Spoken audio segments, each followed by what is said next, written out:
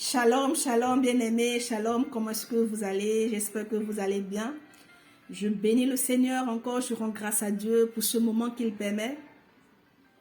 Car c'est une grâce de vous retrouver encore, bien-aimés, et de partager encore ce message que le Saint-Esprit m'a donné, partager avec vous.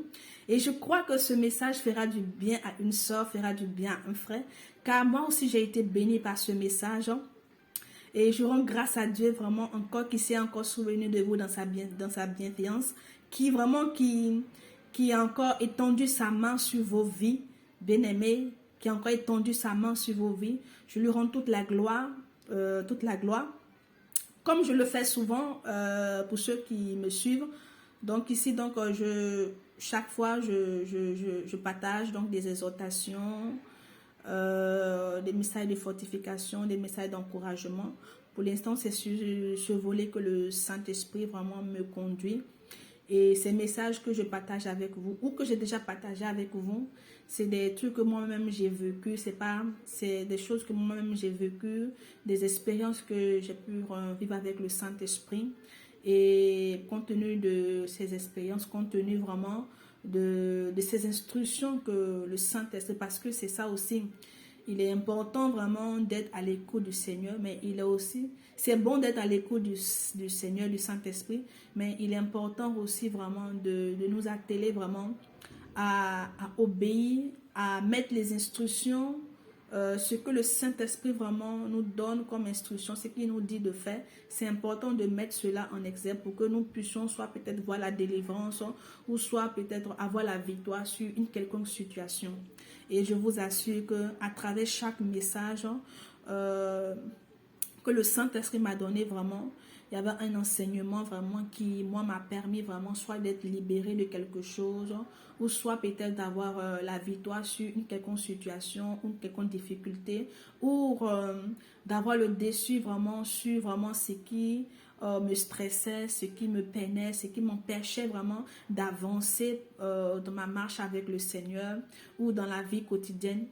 Et vraiment, j'ai été vraiment bénie par tous ces messages et je crois que ça a été votre cas. Donc aujourd'hui, on va aller encore dans cette même ligne-là, dans l'exhortation. Aujourd'hui, on va parler de l'inquiétude.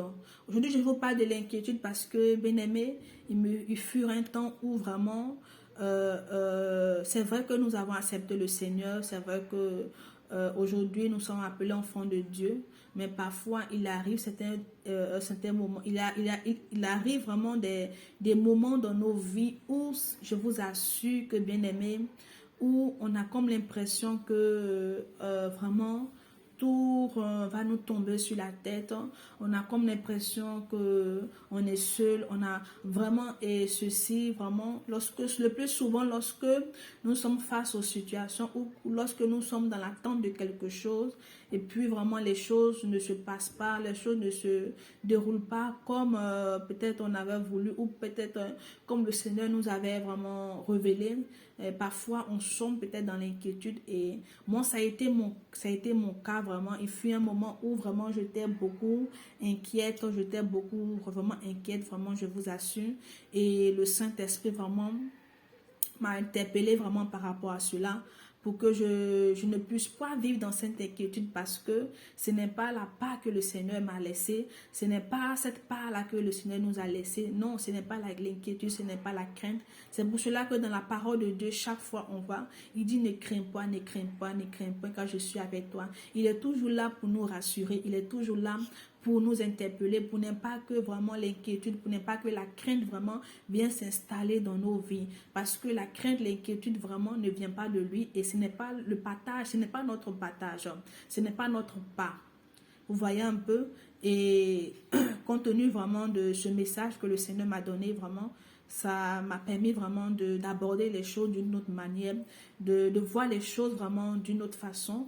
Et j'espère que, je crois que vraiment, ça va te faire aussi du bien et ça va te permettre aussi vraiment de ne plus vraiment, même quand les choses sont compliquées pour toi, même quand tu es dans l'attente de quelque chose et que les choses semblent vraiment se dérouler de façon contraire à ce que tu avais imaginé, à ce que tu pensais, de ne pas sombrer, de ne pas tomber dans l'inquiétude. Et on va voir ensemble qu'est-ce que la Bible nous dit par rapport à l'inquiétude et pourquoi est-ce que nous ne devons pas nous inquiéter. L'inquiétude ici, c'est lorsqu'on parle de l'inquiétude, on parle d'un état pénible déterminé par l'attente d'un événement, comme je vous ai dit, d'une souffrance que l'on craint. On peut encore dire aussi un état affectif pénible causé par la crainte, l'appréhension, l'incertitude. Je peux encore aller encore plus loin. Trouble engendré par l'attente craintive de quelque chose ou de quelqu'un. Les soucis, l'incertitude du lendemain. Donc, c'est un peu la définition vraiment de l'inquiétude. Et on va voir ici, qu'est-ce que la Bible nous dit ici par rapport donc à l'inquiétude. Donc, on va aller donc dans Matthieu 26, le verset 31. Donc, c'est Matthieu 6, autant pour moi, Matthieu 6. Matthieu 6, le verset 31. Il dit, ne vous inquiétez donc point et ne dites pas, que mangerons-nous, que boirons-nous, de quoi serons-nous vêtus. Donc ici, la Bible nous dit dans le livre de Matthieu 6, le verset 31, le Seigneur nous dit de ne pas nous inquiéter de ce que nous mangerons, de ce que nous boirons. Je ne dis pas que nous ne devons pas travailler. En tant qu'enfant de Dieu, le Seigneur n'aime pas les paresseux. C'est biblique. Quand on dit le paresseux ne mangera, le paresseux n'aura rien à manger. Donc, ici, je suis pas en train de nous dire que nous ne devons pas travailler, nous ne devons rien faire, non. Parce que même quand le Seigneur, avant de créer Adam et Ève, avant de mettre Adam dans le jardin, le Seigneur avait pris soin de tout créer. Et Adam il s'occupait du jardin, il s'occupait vraiment de tout ce qui était dans le jardin. Il était vraiment, je peux dire, le jardinier, le cultivateur. Donc, c'est pour dire que depuis la nuit des temps, vraiment, l'homme travaillait. Donc, il est important pour nous, en tant qu'enfants de Dieu, de travailler.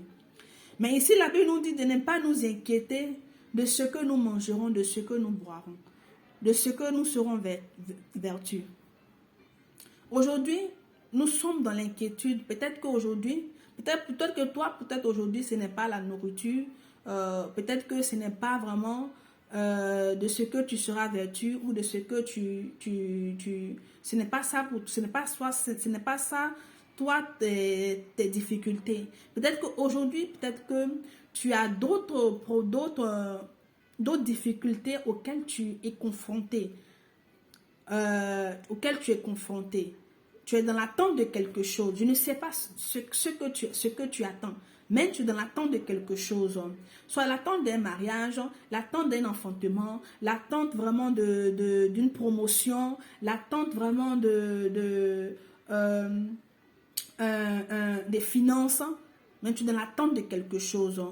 Et, ou soit peut-être encore, il y a un événement vraiment qui doit avoir lieu et tu as peur que vraiment les choses ne se passent pas comme tu veux. Tu as peur que les choses vraiment ne se déroulent vraiment pas bien. Et tu es là, tu es inquiet, tu te poses des questions. Mais la Bible nous dit non, que ici, le Seigneur nous dit de ne pas nous inquiéter. De ne pas nous inquiéter. Pourquoi est-ce que nous ne devons pas nous inquiéter? Parce que lui, Dieu, il prend soin de nous. Parce que lui, Dieu, il est avec nous. Il nous dit encore dans le livre de Hébreux 6, dans le livre de Hébreux 6, il nous dit on dit le juste vivra par la foi. Le juste vivra par la foi. Le juste vivra par la foi. Donc, en tant qu'enfant de Dieu, l'inquiétude ne doit pas être notre partage. L'inquiétude ne doit pas faire partie vraiment de notre vie. Nous devons bannir vraiment. C'est vrai qu'il est facile de le dire lorsque tu n'es pas face à cette situation. Tu me le diras. Oui, bien-aimé, tous nous sommes passés un jour par des situations vraiment hyper compliquées, hyper difficiles. Tous, nous avons eu des situations vraiment où vraiment on était vraiment déboussolés, on était vraiment perturbés. Oui, ces choses-là vraiment nous sont arrivées. Mais ici, le Seigneur nous dit ici, parce que ce que nous devons retenir, c'est que quoi? C'est que, en tant qu'enfant de Dieu, nous serons confrontés toujours, je peux dire au nouveau challenge, nous serons toujours confrontés vraiment à certaines situations. Nous serons toujours confrontés à cela. Parce que la Bible dit que nous aurons des tribulations. Nous aurons des difficultés. Les choses vont venir, les épreuves seront là. Mais nous devons changer notre état d'esprit. Nous devons changer notre manière vraiment d'aborder les choses. Lorsque nous sommes dans le moment de turbulence, lorsque nous sommes dans cette phase où vraiment les choses semblent vraiment être au ralenti, où les choses semblent vraiment ne pas vraiment être en notre faveur, si je peux le dire ainsi, nous devons garder un état d'esprit zen, nous devons être zen, nous devons être focus sur Jésus. Nous ne devons même pas laisser place à l'inquiétude. Nous ne devons même pas vraiment laisser cette porte-là, vraiment à l'inquiétude de venir s'installer dans notre vie. Parce que le Seigneur nous dit que nous ne devions pas nous inquiéter. Le Dieu qui a dit que nous ne devons pas nous inquiéter, il prend soin, il veille. Il veille. Est-ce que vous comprenez un peu? Il veille. Donc pourquoi est-ce que tu dois t'inquiéter? Non, tu ne dois pas t'inquiéter. Et on va lire encore dans le même Matthieu, dans le même 6 au verset 27, Matthieu 6 verset 27, on va lire en haut. Il dit, qui de vous par ses inquiétudes peut ajouter une coudée à la durée de sa vie? Vous voyez un peu? Il nous dit qui? Ce qui signifie que même si nous nous inquiétons, même si nous nous inquiétons, même si nous avons cette appréhension, vraiment, nous appréhendons vraiment les choses, ça ne pourra rien changer. Parce qu'on peut s'inquiéter, on peut se lamenter. Mais lorsque nous finissons tout cela, sur tout ce trémimelo, la situation ne change pas d'un iota. Elle reste telle qu'elle est. Donc il nous dit ici, qui par ses inquiétudes peut-il ajouter un coudé à la durée de sa vie? Nul ne peut le faire. Donc pourquoi s'inquiéter? Pourquoi s'inquiéter si on sait que l'inquiétude ou bien ne peut rien changer à notre vie? Donc ce qui signifie que nous ne devons pas nous inquiéter. Nous devons alors adopter un autre caractère, adopter une autre attitude face à l'attente, face à l'attente de quelque chose. Nous devons adopter une autre attitude. Et quelle est cette attitude que nous devons adopter? Vous savez, nous sommes dans un monde où les choses ne s'améliorent pas. Les choses vraiment vont de mal en pire.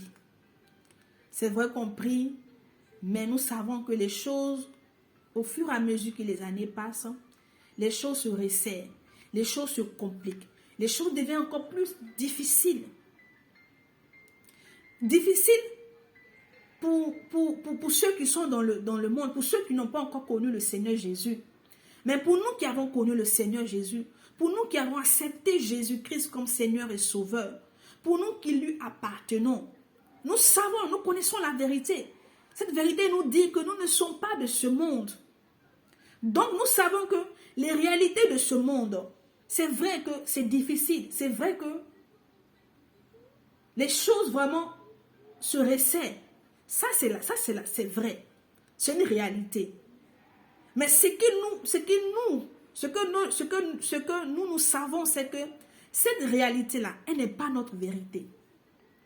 Est-ce que vous comprenez? Elle n'est pas notre vérité. C'est pour cela que le Seigneur nous dit que nous ne sommes pas de ce monde.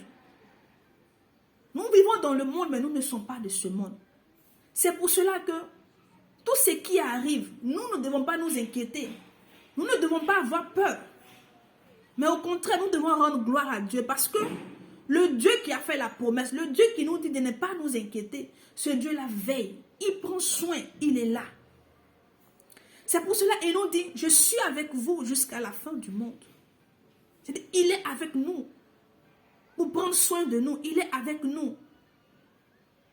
J'ouvre une parenthèse.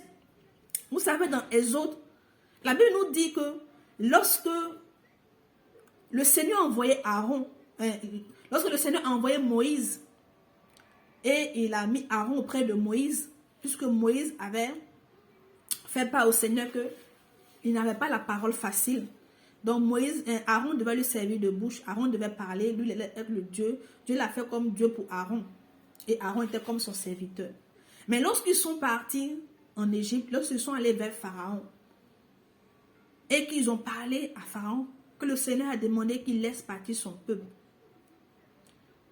Les 10 plaies qui ont frappé en Égypte, les enfants d'Israël étaient en Égypte. Il y a eu 10 plaies qui ont frappé en Égypte.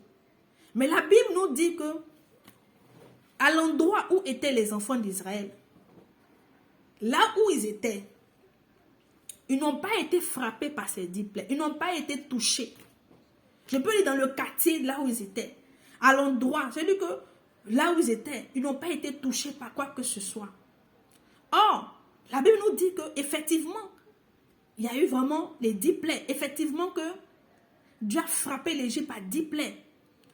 Il y a eu des sauterelles, il y a eu vraiment des grenouilles, il y avait tout cela. Mais les enfants d'Israël n'ont pas été touchés. Dieu a fait la distinction. Mais ils étaient vraiment sur le sol égyptien. Ils étaient sur le sol égyptien, mais ils n'ont pas été touchés. Donc c'est la même chose pour nous, enfants de Dieu. Nous sommes dans ce monde. C'est vrai que le monde, il y a des réalités qui sont là, les difficultés. Les choses se resserrent, les choses sont compliquées. Mais Dieu, dans tout cela, il nous dit de ne pas nous inquiéter parce que lui, Dieu, il est là avec nous. Il fait la distinction. Car sa main est sur ceux-là qui le craignent. Sa main est sur ceux-là qui ont accepté de marcher avec lui. Sa main est sur ceux-là qui sont intègres. Donc pourquoi est-ce que toi et moi, nous devons nous inquiéter? Non, nous ne devons plus nous inquiéter. Même si la chose qui doit venir, même si peut-être je n'ai pas le contrôle, ou peut-être que je me pose des questions, peut-être que les choses semblent être un peu compliquées. Je n'ai pas à m'inquiéter. Je n'ai pas à m'inquiéter. Parce que la Bible dit que le juste vivra par la foi. Moi, je n'ai pas à m'inquiéter. Parce que je sais que j'ai mon Père là-haut qui est avec moi. Je sais que j'ai mon Père là-haut qui veille sur moi. Et moi, je dois adopter vraiment une attitude qui est contraire à ce que la situation, à ce que le monde veut me faire croire, veut me faire entendre. C'est pour cela qu'il est important, enfant de Dieu, de faire attention à ce que tu entends, à ce que tu vois. Parce que ceci peut avoir un impact sur toi. Parce que ce que tu entends peut créer l'inquiétude en toi. Ce que tu vois peut te troubler. Peut te troubler. Donc, je ferme la parenthèse. Donc, nous continuons sur notre thème. Donc, l'attitude que je dois avoir face à cette difficulté, lorsque l'inquiétude vraiment veut envahir mon cœur, quelle est l'attitude que je dois adopter? Parce que si nous sommes inquiets, c'est parce que nous manquons de foi. Or, la Bible nous dit que sans la foi, nous ne peut être agréable à Dieu. Si tu es inquiet aujourd'hui et que tu as peur du lendemain, tu as peur de la situation, c'est parce que tu manques de foi. Or, Dieu ici, nous savons que Jésus parlait beaucoup de la foi. Il nous interpellait beaucoup sur la foi. Donc, si nous nous inquiétons, c'est parce que nous manquons de foi. Et comme je l'ai dit, sans la foi, nous ne peut être agréable à Dieu. Et pour terminer, dans Zacharie 4, le verset 6, il dit, alors il reprit et me dit, c'est ici la parole que l'Éternel adresse à Zorobabel. Ce n'est ni par la puissance ni par la force, mais c'est par mon esprit, dit l'Éternel des armées. Donc, ce n'est ni par notre force, ce n'est ni par notre inquiétude que les choses changeront. Parce que cela ne peut rien changer. Ça ne peut rien changer. Mais nous, ce que nous devons faire, nous devons vraiment manifester la foi. Nous devons adopter une autre attitude face aux situations, face aux circonstances. Face aux circonstances. Donc, Donc, c'était juste pour partager vraiment ce passage-là avec vous, cette exhortation. Nous interpeller, bien-aimés, à ne pas vraiment sombrer dans l'inquiétude, à ne pas laisser l'inquiétude nous gagner vraiment. Lorsque nous sommes face aux circonstances, lorsque nous sommes face aux difficultés. Mais nous devons vraiment repasser vraiment les promesses de Dieu dans notre cœur. Nous devons nous attacher à la parole de Dieu. Nous devons nous attacher et repasser vraiment les promesses de Dieu dans notre cœur. Et marcher par la foi. Agir par la foi. Car c'est en cela que les choses pourront changer à notre avantage. C'est en cela que nous pourrons voir la main de Dieu, là où même on ne s'attendait même pas. Parce que comme nous dit Matthieu 6, verset 27, que notre inquiétude, personne par ses inquiétudes peut changer quelque chose ou ajouter un coudé à sa vie. Au contraire, lorsque nous tombons vraiment, lorsque nous avons cette attitude, lorsque nous adoptons l'attitude vraiment de peur, d'inquiétude, au contraire, ça nous fragilise. Ça nous affaiblit. Ça nous affaiblit. Et lorsque nous sommes affaiblis, nous savons un peu que nous perdons nos moyens. Nous perdons nos capacités, spirituellement comme physiquement. Donc c'était juste pour nous encourager, pour nous interpeller, bien-aimés. Peut-être que tu es cette personne-là vraiment qui face aux situations, qui perdait les moyens, qui tombait facilement dans l'inquiétude. Tu dois commencer à bannir, tu dois commencer à ôter cela de ton cœur. Tu dois commencer à voir les choses autrement, à adopter une autre attitude même quand l'inquiétude veut s'accaparer de toi. Tu dois vraiment passer à autre chose. Voir les choses autrement. Donc c'était juste pour partager ce message avec toi. Que la main de Dieu soit sur vous, que la grâce de Dieu vous soit multipliée. Demeurez bénis chez vous. Amen.